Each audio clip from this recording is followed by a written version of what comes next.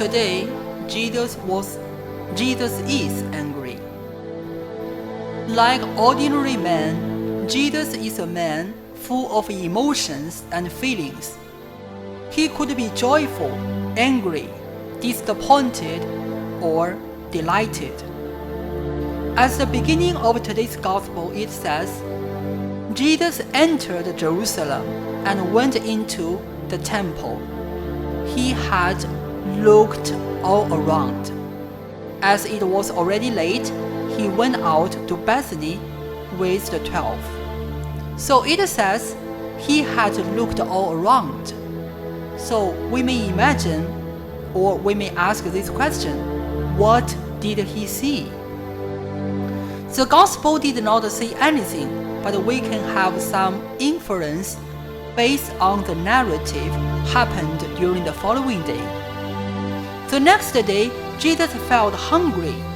Because he was not able to find a fruit on the fig tree, he cursed this tree. Then, for the second time, he entered the temple. He began to drive away all the people he saw buying and selling there, overturning the tables of the money changers and the stools of those who sold pigeons, not letting anyone carrying anything through the temple area. So he was angry. He told the people, "Does not God say in the scriptures, 'My house will be called a house of prayer for all the nations,' but you have turned it into a den of thieves." So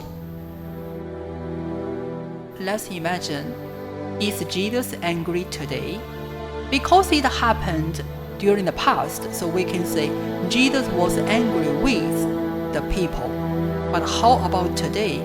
Is Jesus angry with us?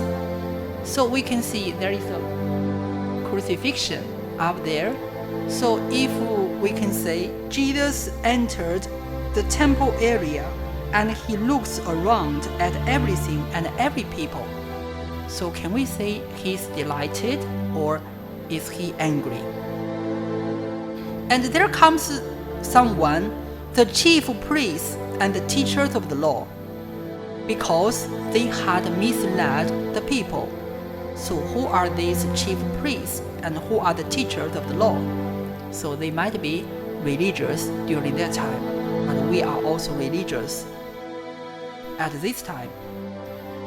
So they served God with their lips, with their minds, knowing everything from the scriptures, but they failed to observe the law with their actions.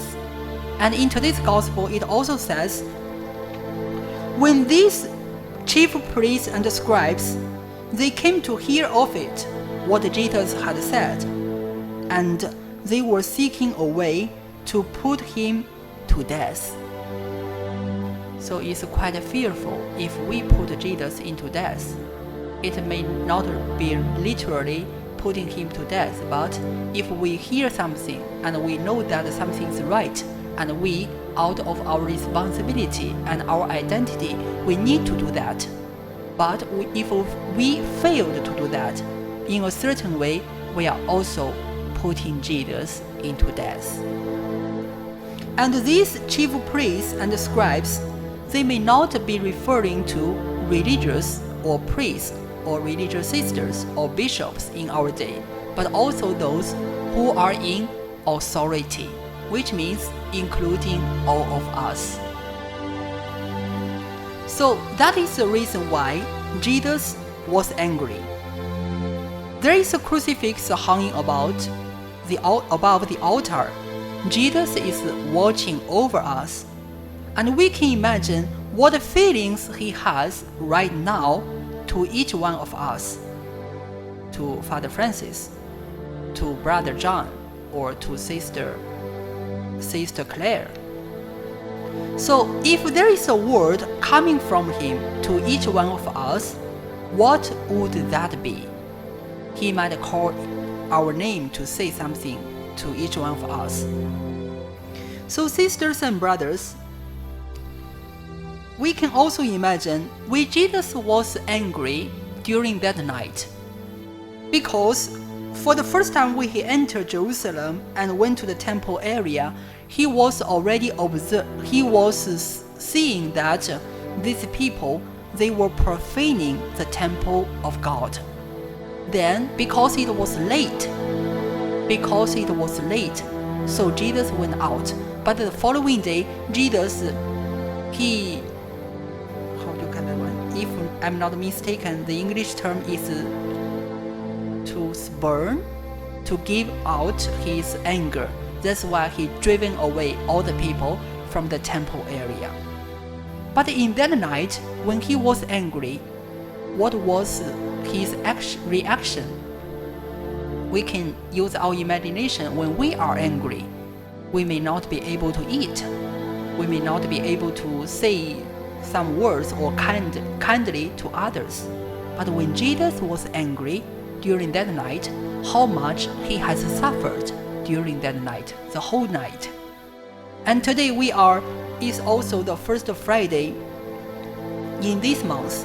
So every first Friday, in a special way, we honor the Sacred Heart of Jesus. So we can see the Sacred Heart of Jesus is surrounded with thorns.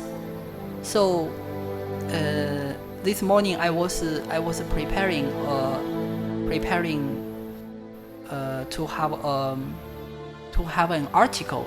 The article is about the Sacred Heart of Mary, Immaculate Heart of Mary, but it is similar to the devotion to the Sacred Heart of Jesus.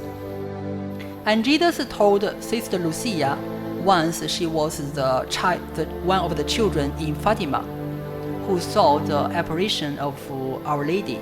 So Jesus told her that, you see, the throne surrounded the Immaculate Heart of Mary.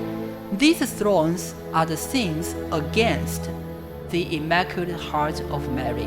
That is why there are thrones. But if you can do something, if you can do some reparation, you are helping to pick up or pick out the thrones from her heart. So maybe today we can also do some penance, whether physically or spiritually, mortification. So in this way, let us also to remove the pain from the Sacred Heart of Jesus, and let us also to give a good example to the younger ones, especially when we are in the temple area, in the chapel, so that when Jesus is looking around, he may not be angry, but be delighted in his people. Amen.